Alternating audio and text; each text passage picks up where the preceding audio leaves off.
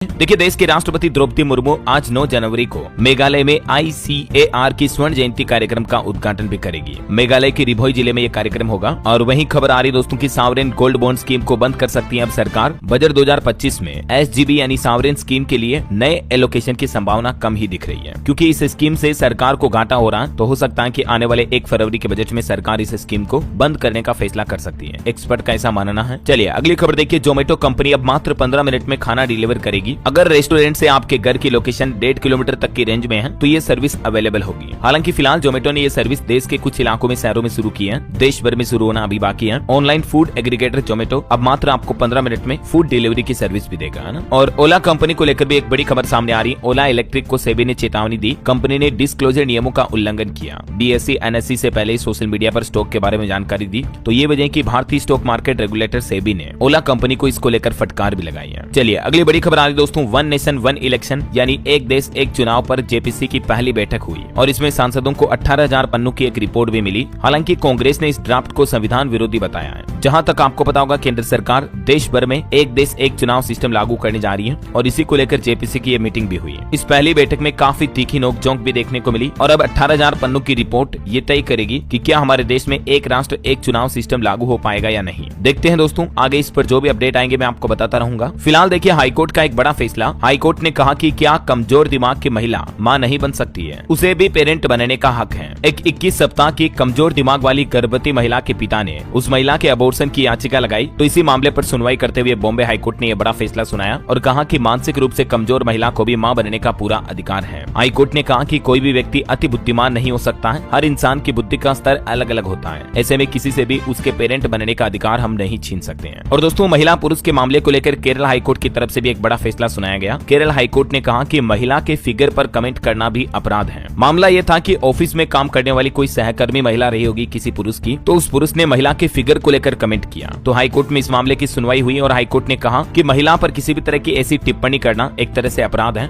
और हाईकोर्ट ने सजा का भी ऐलान किया। हाईकोर्ट ने कहा कि किसी के साथ ऑफिस में काम करते वक्त इस तरह की बातें करना या उल्टे सीधे भद्दे कमेंट करना, ये सब कुछ यौन अपराध की श्रेणी में आते हैं, है ना। चलिए अगली बड़ी खबर देखिए आप। मौसम पर अपडेट आ रहा। उत्तर प्रदेश में ठंड से 72 घंटे में 29 लोगों की मौत हुई। तमिलनाडु के ऊटी का भी तापमान 0 डिग्री तक पहुंचा और भी राजस्थान मध्य प्रदेश समेत कई राज्यों के कई शहरों में टेम्परेचर 10 डिग्री से भी कम चल रहा है। आज भी दोस्तों उत्तर भारत के अधिकतर राज्यों में तेज सर्दी और कोहरा पड़ने की चेतावनी जारी की है। आगे जानेंगे अपन मौसम समाचार और विस्तार से। फिलहाल देखिए अगली खबर। भारत में तेजस विमानों की स्लो डिलीवरी पर एयरफोर्स चीफ ने चिंता जताई और बोले कि 40 जेट्स का ऑर्डर अभी तक नहीं मिला है, जबकि चाइना जैसे देश अपनी हवाई ताकत बढ़ा रहे हैं। तो ये कहीं न कहीं भारत के लिए चिंता की बात है। और वहीं दोस्तों एक श्रद्धांजलि। फिल्म मेकर प्रतीश नंदी का मुंबई में निधन हुआ। राज्यसभा के सदस्य भी रह चुके हैं। ये फिल्म इंडस्ट्री के ये जाने माने कवि, लेखक और फिल्म निर्माता रह चुके हैं। ईश्वर इनकी आत्मा को शांति दे। चलिए अगली खबर देखिए। यूपी हाईकोर्ट ने संभल मस्जिद की सुनवाई पर रोक लगाई। 4 सप्ताह में सभी से जवाब भी मांगा और इस मस्जिद के सर्वे के खिलाफ मुस्लिम पक्ष ने जो याचिका डाली थी उस मामले पर सुनवाई करने से फिलहाल यूपी हाईकोर्ट की तरफ से रोक लगाने का फैसला किया गया। हालांकि इस मामले पर अब अगली सुनवाई 25 फरवरी को होगी। और खबर देखिए दोस्तों, पंजाब जालंधर की हरसीरत बनी जूनियर मिस इंडिया। गुजरात की प्रियांशा दूसरे स्थान पर रही। देश भर से 120 बच्चों ने इस कॉन्टेस्ट में हिस्सा लिया और इसमें जालंधर की तीसरी क्लास की ये छात्रा हरसीरत कौर जूनियर मिस इंडिया का खिताब जीते हैं। मैंने कांग्रेट्स। और एक बड़ी दुख भरी खबर आ रही दोस्तों। तिरुपति मंदिर में भगदड़ मचने की घटना में 4 से 6 लोगों की जान जाने की खबर है। टिकट बुकिंग काउंटर पर टोकन के लिए 4000 लोग लाइन में लगे थे, कतार में लगे थे। और तभी आंध्र प्रदेश के तिरुपति बालाजी मंदिर में बीती देर रात तकरीबन 9:30 बजे भगदड़ हो गई और इस हादसे में 6 श्रद्धालुओं की मौत का दावा किया जा रहा है। और आपको पता होगा दोस्तों, पिछले साल जुलाई महीने में उत्तर प्रदेश के हाथरस में भोले बाबा के सत्संग के दौरान भी 121 लोगों की जान चली गई थी, राइट। तो इस मामले पर भी हाईकोर्ट ने सुनवाई करते हुए कहा कि उस एरिया के DM और SP बताएं कि हाथरस भगदड़ में 121 मौतों का जिम्मेदार कौन है। यहाँ तक कि हाईकोर्ट ने तो जिला SP DM को फटकार लगाते हुए कहा कि क्यों ना आपको ही जिम्मेदार माना जाए। आप कोर्ट में आकर बताएं कि उन 121 लोगों की जिंदगी का जिम्मेदार कौन है। यूपी इलाहाबाद हाईकोर्ट में इस मामले को लेकर सुनवाई हुई और उसमें हाईकोर्ट ने ये फटकार लगाई प्रशासन को, है ना। चलिए अगला अपडेट आ रहा दोस्तों। ऑस्कर अवार्ड 2025 में वीर सावरकर समेत भारत की 5 फिल्में रेस में चल रही है। हालांकि लापता लेडीज फिल्म बाहर हुई। 17 जनवरी को फाइनल नॉमिनेशन की लिस्ट जारी होगी। चलिए अगली बड़ी खबर आ रही दोस्तों। नया चीनी वायरस जो फैल रहा HMPV वायरस, इसके बढ़ते मामलों को लेकर अब केंद्र सरकार भी सतर्क हुई। स्वास्थ्य सचिव ने बैठक की और सभी राज्य सरकारों को निर्देश भी जारी किए। HMPV संक्रमण के देश भर में बढ़ते मामलों के बीच अब सरकार ने सभी राज्य सरकारों और अस्पतालों को श्वसन संबंधित बीमारियों के लिए निगरानी बढ़ाने को भी कहा है। वैसे बीते दिन भी कोरोना वायरस जैसे HMPV वायरस का एक और केस भारत में सामने आया। एक दिन पहले 8 केस थे, एक नया केस आया, अब 9 केस हो चुके हैं भारत में टोटल। मुंबई में 6 महीने की बच्ची भी संक्रमित पाए गए। गुजरात के भी अस्पतालों में आइसोलेशन वार्ड बनाए गए और पंजाब में तो लोगों को मास्क पहनने की सलाह भी दी गई।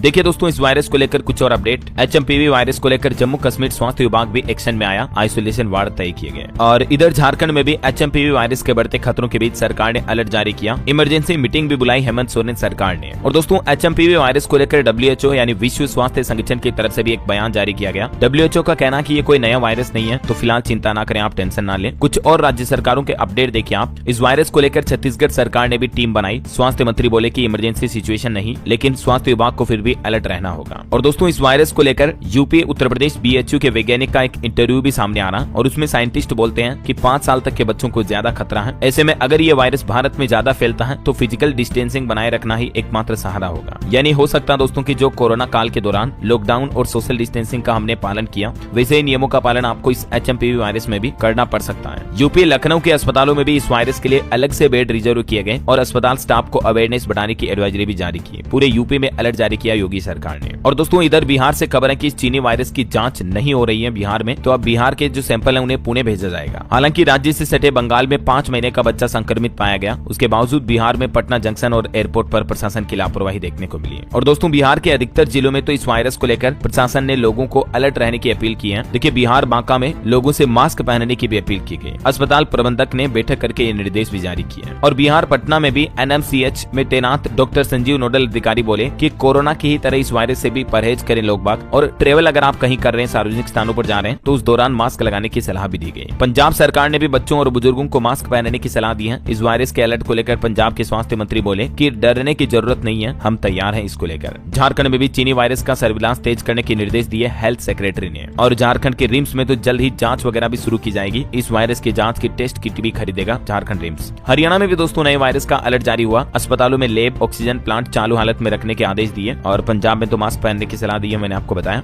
हिमाचल प्रदेश में भी इस वायरस के अलर्ट को देखते हुए स्वास्थ्य मंत्री बोले कि स्वास्थ्य विभाग तैयार है, हालांकि लोगों को घबराने की जरूरत नहीं है। और वैसे केंद्र सरकार का भी अभी यही कहना दोस्तों कि इस वायरस से घबराएं नहीं आप, बल्कि स्वच्छता का पूरा ध्यान रखें। केंद्रीय स्वास्थ्य सचिव ने आम लोगों के लिए ये गाइडलाइन जारी की है ना। और एक फैक्ट चेक जरूर जान लीजिए, इस HMPV वायरस के केस मिलने के बाद देश में लॉकडाउन लगने की फेक खबरों का भी दावा किया जा रहा है। प्रधानमंत्री नरेंद्र मोदी की कोरोना काल के दौरान लॉकडाउन की पुरानी वीडियो क्लिप को सोशल मीडिया पर वायरल किया जा रहा और बताया जा रहा कि इस वायरस की वजह से भी हमारे देश में मतलब लॉकडाउन लग सकता है, ठीक है ना। तो देश के स्वास्थ्य मंत्रालय का कहना है कि इससे आपको घबराने की जरूरत नहीं है। देश में लॉकडाउन लगने का दावा जो सोशल मीडिया पर इंटरनेट पर किया जा रहा वो फेक है, ठीक है ना। तो ये आप टेंशन ना लें। ओके, तो ये तो रही दोस्तों चीनी वायरस को लेकर सभी लेटेस्ट अपडेट। और फिलहाल अपन आगे बढ़ते हैं खबरों में। देखिए, महाराष्ट्र के 3 गांवों में इस तरह की अनोखी रहस्यमय बीमारी फैल रही है, जिसके तहत लोगों के सिर पर हाथ फेरते ही उनके बाल गिरने लगते हैं, मतलब बाल अपने आप झड़ रहे हैं। 3 दिन में तो गंजे हो जा रहे हैं पूरे के पूरे लोग। देख सकते हैं आप, महाराष्ट्र के 3 गाँव में 60 लोग अचानक से गंजे हो गए। 3 दिन में सबके बाल झड़ गए। बच्चों से लेकर बुजुर्ग तक बहुत ज्यादा परेशान है। सबसे ज्यादा इस वायरस से महिलाएं प्रभावित हैं। महाराष्ट्र के बुल्डाना शहर में फिलहाल ये अजीबोगरीब बीमारी फैल रही है। अब वैज्ञानिक और एक्सपर्ट डॉक्टर इस बीमारी की जांच करेंगे तो ही आगे पता चल पाएगा दोस्तों कि ये बीमारी आखिर कैसी है। वायरस, बैक्टीरिया, जीवाणु वगैरह की वजह से भी कई बार ऐसा हो जाता है। चलिए अगला अपडेट आ रहा, असम में जो खदान हादसा हुआ उसमें 48 घंटे बाद नेवी ने एक श्रमिक के शव को निकाला। 300 फीट की गहराई में 8 मजदूर अभी भी फंसे हुए हैं। कई सारे रिमोट व्हीकल भी फेल हुए हैं। अब खदान की सफाई करने का फैसला किया प्रशासन ने। असम की दीवा हसाओ जिले में ये कोयला खदान का जो हादसा हुआ था उसको लेकर ये लेटेस्ट अपडेट आ रहा। और चलिए अगली खबर देखिए, पीएम मोदी ने आंध्र प्रदेश राज्य को दिया 2 लाख करोड़ रुपए से भी ज्यादा का तोहफा। जी हाँ, पीएम मोदी ने आंध्र प्रदेश में रोड शो किया और यहाँ 2 लाख करोड़ के प्रोजेक्ट्स का शिलान्यास और उद्घाटन किया। इस दौरान प्रधानमंत्री बोले कि आंध्र प्रदेश का विकास ही हमारा विजन है। पीएम के इस कार्यक्रम में आंध्र प्रदेश के मुख्यमंत्री एन चंद्रबाबू नायडू और डिप्टी सीएम पवन कल्याण भी मौजूद रहे। आंध्र प्रदेश के विशाखापट्टनम में ये रोड शो हुआ। ग्रीन हाइड्रोजन हब समेत कई विकास परियोजनाओं की सौगात दी प्रधानमंत्री ने आंध्र प्रदेश को। और वही खबर है दोस्तों, आंध्र प्रदेश के बाद अब आज पीएम मोदी उड़ीसा का दौरा करेंगे। यहाँ उड़ीसा के भुवनेश्वर में 18वें प्रवासी भारतीय दिवस सम्मेलन का औपचारिक उद्घाटन भी करेंगे सुबह सुबह ही। चलिए अगली खबर देखिए, विदेश मंत्री एस जयशंकर ने एक प्रेस कॉन्फ्रेंस में कहा कि पीएम मोदी ने काम करने का नजरिया बदला। पहले की सरकारें कहती थी कि चलता है हो जाएगा, लेकिन अब होगा कैसे नहीं, ये वाला एटीट्यूड है सरकार का। चलिए खबर है दोस्तों, अदानी पोर्ट्स को एक और बड़ी उपलब्धि मिली। S&P ग्लोबल की लिस्ट में टॉप 10 में शामिल हुआ अदानी पोर्ट्स। दुनिया भर के पोर्ट्स के नंबर टॉप 10 लिस्ट में अदानी पोर्ट्स की भी एंट्री हो चुकी है। और वही खबर है 5G के बाद अब जियो ने शुरू किया 5.5G नेटवर्क। 10 Gbps की स्पीड के साथ सुपर फास्ट इंटरनेट चलेगा आपका इस 5.5G नेटवर्क में। रिलायंस जियो की तरफ से अभी फिलहाल 5G से ऊपर की ये इंटरनेट सर्विस लॉन्च की गई है, मतलब जैसे 6G से नीचे होगी है लेकिन 5G से ऊपर होगी है। और खबर है दोस्तों OnePlus के जो 13 सीरीज के स्मार्टफोन होंगे उनमें ये 5.5G वाला सर्विस सपोर्ट करेगा, है ना। चलिए अगली खबर आ रही है। 2023 के मुकाबले इस साल 2025 में 35,000 तक बढ़ जाएगी प्रति व्यक्ति नॉमिनल GDP। भारतीय स्टेट बैंक SBI की तरफ से ये लेटेस्ट डेटा जारी किया गया GDP पर कैपिटा के हिसाब से। और वहीं GDP को लेकर एक रिपोर्ट सामने आ रही कि चालू वित्त वर्ष में 9.7% की रफ्तार से बढ़ेगी नॉमिनल GDP। कृषि के क्षेत्र में प्रदर्शन से भारत की GDP को यह राहत मिलने वाली है। चलिए अगली खबर देखिए। भारतीय रिजर्व बैंक RBI का बड़ा फैसला, इन 2 फाइनेंस कंपनियों पर लगा प्रतिबंध हटा दिया है। केंद्रीय बैंक ने एक तो चेन्नई स्थित आशीर्वाद माइक्रो फाइनेंस और नई दिल्ली में स्थित DMI फाइनेंस पर लगाए गए बैन को हटा दिया है। तो अब आप इन फाइनेंस कंपनियों के जरिए भी लोन वगैरह ले पाएंगे, है ना। चलिए अगले बड़ी एक अच्छी रिपोर्ट सामने आ रही है। हिट हो गई LIC की बीमा सखी योजना। एक महीने में ही 50,000 का आंकड़ा पार किया। इस योजना के जरिए महिलाओं को हर महीने 7,000 रुपए दिए जाते हैं। जो भारतीय जीवन बीमा निगम LIC की बीमा सखी योजना है ना, उसके जरिए देश भर के लोग जुड़ सकते हैं। बीते एक महीने में ही 50,000 से ज्यादा पंजीकरण आए। अब इस योजना से जुड़ी कुछ डिटेल जानकारी आप देख सकते हैं, कितना कैलकुलेशन इसमें बैठेगा हर महीने 7,000 रुपए तक पाने के लिए। ये LIC बीमा सखी योजना का कौन सा प्लान आपके लिए बेहतर रहेगा, डिटेल जानकारी आप देख सकते हैं। चलिए अगली खबर आ रही है। भारत में प्राइवेट इक्विटी निवेश 2024 में बढ़कर $15 बिलियन तक पहुंचा। पिछले साल की तुलना में 46.2% तक की बढ़ोतरी हुई। और वहीं दोस्तों ऑटो इंडस्ट्री से रिपोर्ट सामने आ रही कि साल 2024 में भारतीय कंपनियों ने बेची 41 लाख कारें। देश में पहली बार कारों की सालाना बिक्री 40 लाख के पार हुई और दोपहिया वाहन, बाइक, मोटरसाइकिल, स्कूटी वगैरह भी 2 करोड़ से ज्यादा बिके। चलिए खबर देखिए। 2 दिवसीय उड़ीसा दौरे के लिए भुवनेश्वर पहुंचे PM मोदी। आज यहाँ PBD सम्मेलन का भी उद्घाटन करेंगे। 10 जनवरी तक अब प्रधानमंत्री का ये भुवनेश्वर दौरा रहेगा उड़ीसा का। और वहीं खबर है दोस्तों, काफी दिन से अनशन कर रहे किसान नेता डल्लेवाल की हालत काफी नाजुक हुई। अब ये डॉक्टर का ट्रीटमेंट इलाज भी नहीं ले रहे, इनको बात करने में भी काफी दिक्कत हो रही है। MSP समेत किसान भाई लोगों की 13 मांगों के लिए 44 दिन से इनका लगातार अनशन जारी है। पंजाब हरियाणा खनौरी बॉर्डर पर आमरण अनशन कर रहे किसान नेता जगजीत सिंह डल्लेवाल की हालत काफी नाजुक है। हम उम्मीद करते हैं कि सरकार और किसानों के बीच जल्द ही बातचीत हो और इनका अनशन टूटे। चलिए हार्ट अटैक से जुड़ी एक बड़ी खबर देखिए दोस्तों। पंजाब में कलाकार की लाइव मौत हो गई जब वो स्टेज पर भांगड़ा कर रहा था। अचानक चक्कर खाकर गिरा। परिजन बोले कि कोई बीमारी भी नहीं थी। मात्र 20 सेकंड में कलाकार अपनी जान गंवा बैठा। आजकल दोस्तों लोगों में हार्ट अटैक, कार्डियक अरेस्ट काफी ज्यादा आ रहे हैं और ये इस तरह की साइलेंट हार्ट अटैक की घटनाएं भी काफी ज्यादा बढ़ने लगी है। इस बीमारी के क्या संकेत हो सकते हैं, देख सकते हैं आप इसके बारे में कुछ जानकारी भी, और आप अपने दिल को हेल्दी रख पाएं ताकि हार्ट अटैक और कार्डियक अरेस्ट से बच सकें। इसके लिए आपको सलाह है कि रोजाना थोड़ी बहुत फिजिकल एक्टिविटी करें, जैसे साइकिलिंग करें, जॉगिंग करें, जिम जाएं, रनिंग करें, टाइम से सोएं, सुबह जल्दी उठने का रूटीन बनाएं, जंक फूड, बाजार में मिलने वाले फास्ट फूड वगैरह ना खाएं, मोटापा ना बढ़ने दें क्योंकि ज्यादा मोटे लोगों में भी हार्ट अटैक का खतरा काफी ज्यादा बढ़ जाता है। बाकी संतुलित और पौष्टिक आहार लें, अच्छी फल सब्जियां, जूस, फ्रूट्स वगैरह ये खाएं, है ना। तो ये तो हो गई आपकी हेल्थ से जुड़ी खबर। और चलिए अगला अपडेट आ रहा दोस्तों। सुप्रीम कोर्ट समलैंगिक विवाह से संबंधित पुनर्विचार याचिकाओं पर विचार करेगा। अब सुप्रीम कोर्ट की नई पीठ इस मामले पर सुनवाई करेगी। 9 जनवरी को आज ही समलैंगिक मुद्दे पर यह सुप्रीम कोर्ट में सुनवाई होगी, है ना। वहीं देखिए खबर उत्तर प्रदेश और मध्य प्रदेश के लोगों के लिए बड़ी खुशखबरी। चंबल नदी पर बनेगा हैंगिंग पुल। 4 लेन रोड का भी निर्माण होगा। इस रूट पर यह पुल बनने जा रहा 296 करोड़ की लागत से। अच्छा वहीं खबर देखिए दोस्तों, जन गण मन की जगह वंदे मातरम होना चाहिए भारत का राष्ट्रगान। रामगिरी महाराज की तरफ से यह बयान दिया गया, तब से वो फिर से सुर्खियों में आए। और बड़ी खबर देखिए, अब मोबाइल से तस्वीर खींचकर चालान नहीं कर सकेंगे पुलिस कर्मी। बिहार राज्य में ट्रैफिक नियमों के उल्लंघन को लेकर नया आदेश जारी हुआ, जिसके मुताबिक मोबाइल से तस्वीर लेकर चालान नहीं काट सकेंगे। हर हाल में हैंड हेल्ड डिवाइस से ही चालान काटकर जुर्माना वसूला जाएगा। बिहार पुलिस डिपार्टमेंट और ट्रैफिक परिवहन विभाग की तरफ से नया आदेश जारी किया गया है ना। और वहीं खबर है दोस्तों, IMD यानी भारतीय मौसम विज्ञान विभाग 13 जनवरी को पहली बार आयोजित करेगा राष्ट्रीय मौसम विज्ञान ओलंपियाड। IMD के 150 साल पूरे होने के मौके पर देश भर के कई अलग अलग जगहों पर यह कार्यक्रम आयोजित किए जाएंगे, है ना। चलिए बड़ी खबर देखिए, धोखाधड़ी करने वाले बिल्डरों की अब खेर नहीं। सरकार ने कुछ नए कार्रवाई के आदेश जारी किए। गलत जानकारी देने पर अधिकारियों पर भी कार्रवाई की जाएगी। हरियाणा सरकार की तरफ से शहरों में लोगों से बिल्डर जो धोखाधड़ी करते हैं उनके खिलाफ ये कार्रवाई करने का फैसला किया है। और स्थानीय निकाय मंत्री विपुल गोयल ने कहा कि अधिकारियों को संबंधित बिल्डरों के खिलाफ सख्त कार्रवाई करने का निर्देश दिया है। साथ ही उन्होंने ये भी चेतावनी दी है कि अगर संबंधित विभाग के कार्यों की सही जानकारी नहीं मिलेगी तो अधिकारियों पर भी कार्रवाई होगी, है ना। चलिए खबर है, आने वाले गणतंत्र दिवस पर बिहार पटना में गांधी मैदान को बंद रखने का आदेश जारी हुआ। नीतीश सरकार ने गाइडलाइन भी जारी की है। वैसे हरियाणा में टीचर्स के लिए भी अच्छी खबर आई है। अब सरकारी टीचरों को मिलेगा मनपसंद स्कूल। हरियाणा की नायब सिंह सैनी सरकार ये मौका दे रही 31 मार्च 2025 से पहले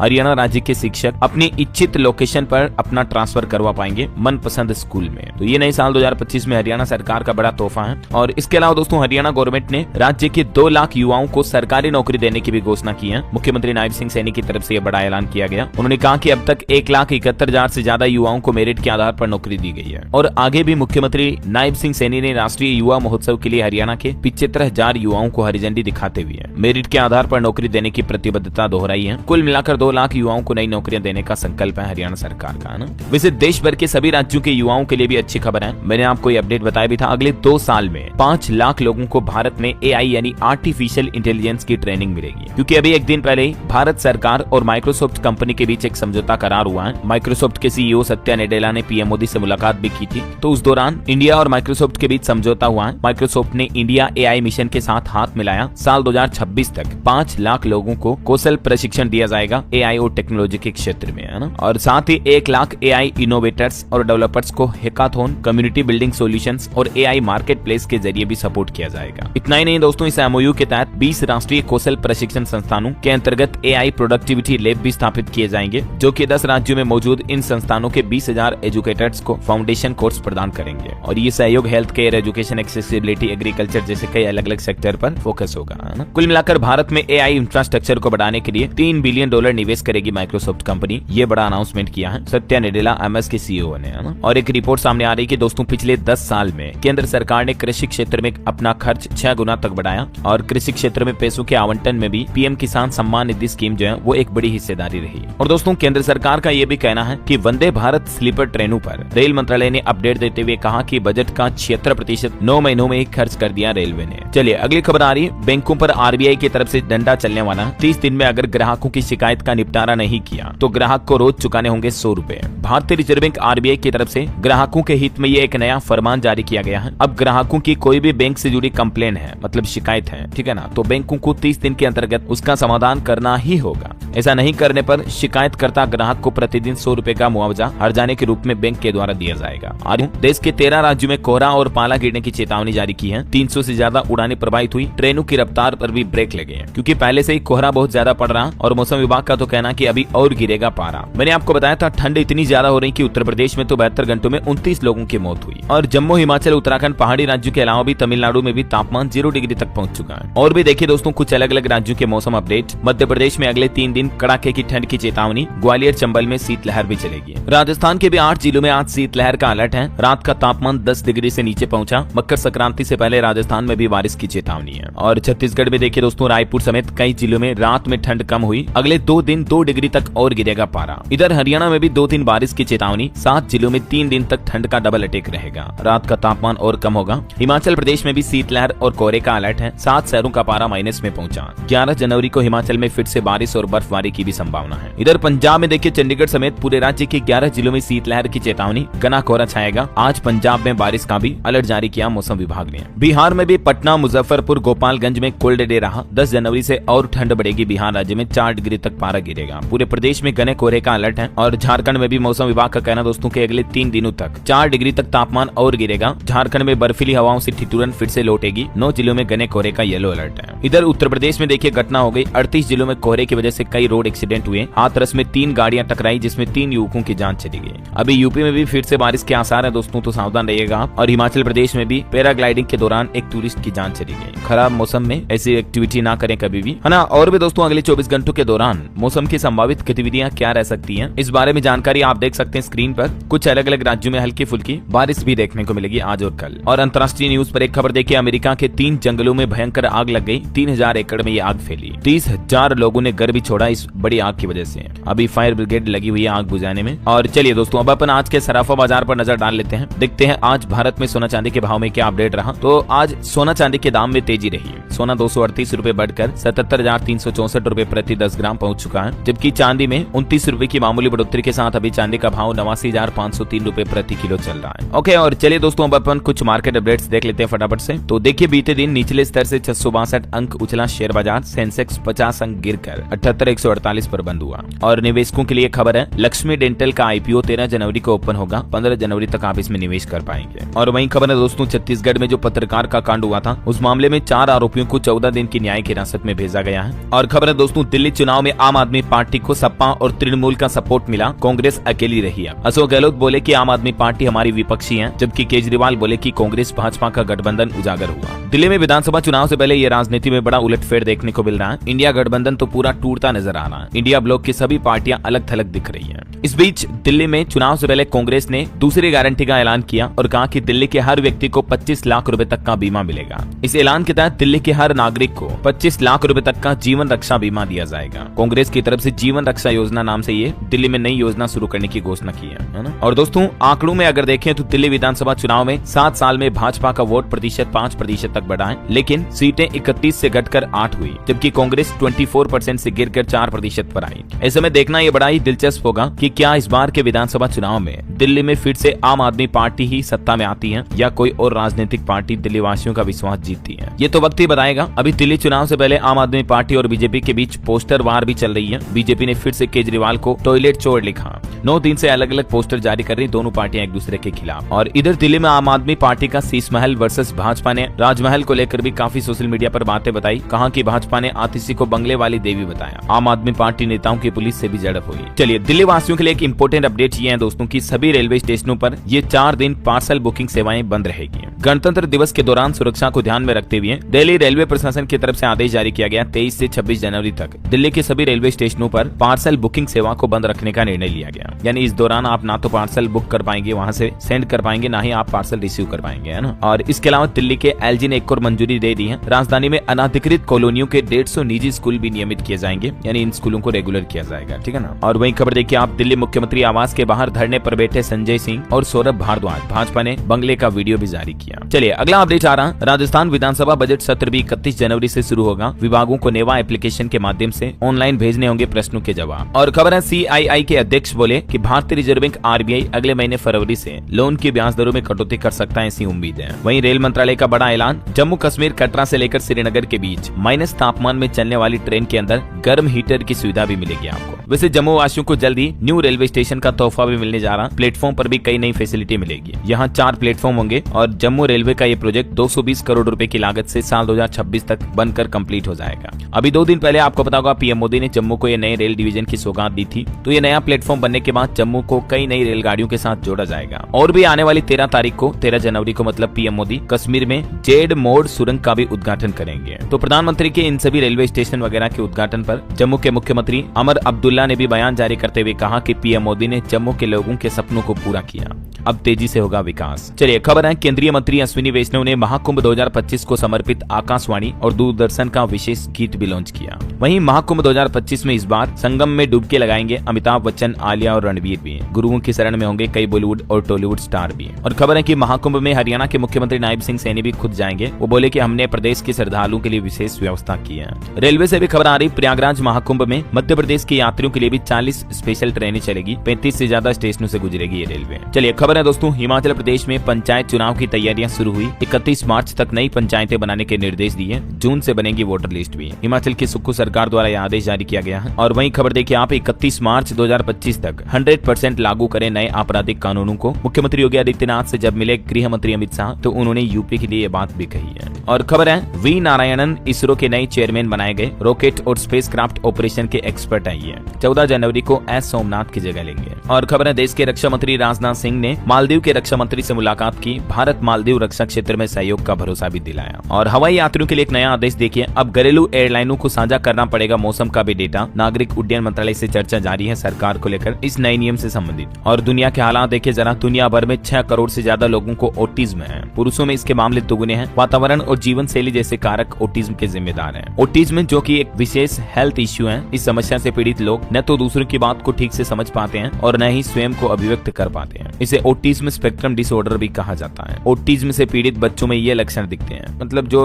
हल्के फुल्के पागल जैसे बच्चे होते हैं ना, दिमाग से थोड़ा कमजोर, ये इस तरह की बीमारी अभी दुनिया भर में बढ़ती जा रही है। चलिए अगली एक अच्छी रिपोर्ट आ रही दोस्तों की भारत की हवा में सुधार आया। PM 2.5 प्रदूषण 27% तक घटा। 6 साल में सबसे ज्यादा वाराणसी और मुरादाबाद में कम हुआ प्रदूषण। वहीं खबर है, अंतरिक्ष में सफल डॉकिंग के लिए भारत का इंतजार और लंबा हुआ। इसरो को दूसरी बार टालनी पड़ी प्रक्रिया। अभी फिलहाल इसे 9 जनवरी तक के लिए स्थगित किया गया। तो आज उम्मीद है इसरो अपनी इस डॉकिंग प्रोसेस को कंप्लीट कर सकता है। और खबर देखिए आप, उत्तर प्रदेश के के कई जिलों के स्कूलों में छुट्टियां 2 दिन और बढ़ाई गई, शिक्षकों को भी बड़ी राहत मिली है। उत्तर प्रदेश आगरा जिला प्रशासन की तरफ से भी आदेश जारी कर दिया है। कुछ और जिलों के अपडेट आगे बताऊंगा। फिलहाल देखिए खबर, यूपी में केवल 100 रुपए में होगा स्टाम्प में कमी के मामलों का समाधान, 31 मार्च तक प्रभावी रहेगी ये योजना। उत्तर प्रदेश के स्टाम्प तथा पंजीयन राज्य मंत्री की तरफ से ये बड़ी घोषणा की गई है। और यूपी वासियों के लिए एक और अच्छी खबर तो ये है, बिजनेस करने के लिए राज्य सरकार दे रही इंटरेस्ट फ्री लोन, बिना गारंटी के 5 लाख रुपए तक का बिना ब्याज के लोन मिलेगा। यूपी की योगी सरकार की तरफ से युवाओं के लिए एक खास बड़ी घोषणा की गई है। आप भी अगर इस योजना का फायदा लेना चाहते हैं दोस्तों, तो इस ऑनलाइन ऑफिशियल पोर्टल के माध्यम से अप्लाई कर सकते हैं, ठीक है ना। खास करके वे युवा जो कि अपने खुद का 5 लाख रुपए तक का छोटा मोटा बिजनेस शुरू करना चाहते हैं ना, तो उनके लिए तो ये वाकई में बहुत ही शानदार योजना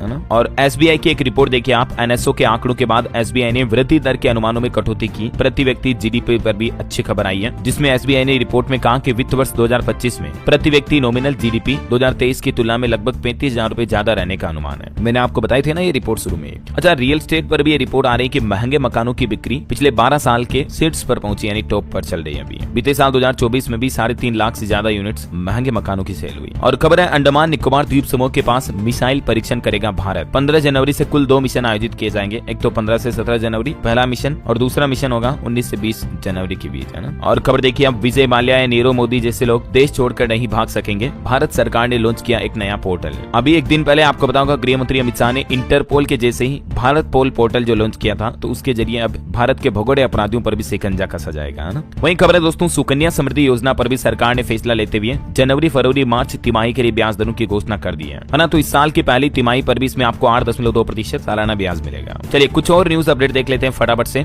देखिए, केंद्र सरकार ने एआई संचालित 5G आरएएन प्लेटफॉर्म विकसित करने के लिए एआई टच के वित्त पोषण को मंजूरी दी। जम्मू श्रीनगर सोनमर्ग मार्ग पर जेड मोड सुरंग की सौगात देंगे पीएम मोदी। 13 जनवरी को करेंगे उद्घाटन। 14 जनवरी से नई दिल्ली में होने वाले इंडिया ओपन बैडमिंटन टूर्नामेंट में भाग लेने के लिए तैयार है भारत। यूपी प्रयागराज में महाकुंभ के दौरान श्रद्धालुओं की सुगम आवाजाही के लिए इलेक्ट्रिक बसें भी चलाई जाएगी। वहीं खबर है, निफ्ट ने भारत का पहला एआई और ईआई संचालित फैशन पूर्वानुमान मंच विजनेक्स्ट का भी उद्घाटन किया। और खबर है, विदेश सचिव विक्रम मिस्री और अफगानिस्तान के कार्यवाहक विदेश मंत्री मावलावी आमिर खान मुत्तकी ने दुबई में मुलाकात की। वहीं यूपी प्रयागराज एयरपोर्ट का नया टर्मिनल इस साल 15 जनवरी तक काम करना शुरू कर देगा। विमानन राज्य मंत्री की तरफ से की गई बड़ी घोषणा। और एक अच्छी रिपोर्ट आ रही दोस्तों, 2025 में ड्राइवर कृषि मजदूरों की मांग बढ़ेगी। कई क्षेत्रों में नौकरियों पर खतरा आएगा, तो कई क्षेत्रों में अच्छी खासी नौकरियां और भी ज्यादा बढ़ेगी। कुल मिलाकर खेती और गाड़ियों से जुड़े रोजगार काफी ज्यादा बढ़ेंगे आने वाले कुछ सालों में। WEF की रिपोर्ट बताती है कि साल 2030 तक 17 करोड़ नई नौकरियां पैदा होगी। हालांकि एआई और टेक्नोलॉजी की वजह से 9 करोड़ लोगों को नौकरियां खोनी भी पड़ सकती हैं। और खबर है, अदानी पोर्ट्स को S&P ग्लोबल ने दुनिया की टॉप 10 ट्रांसपोर्टेशन और इंफ्रा कंपनियों में शामिल किया। और एक रिपोर्ट आ रही दोस्तों, वित्त वर्ष 2025 की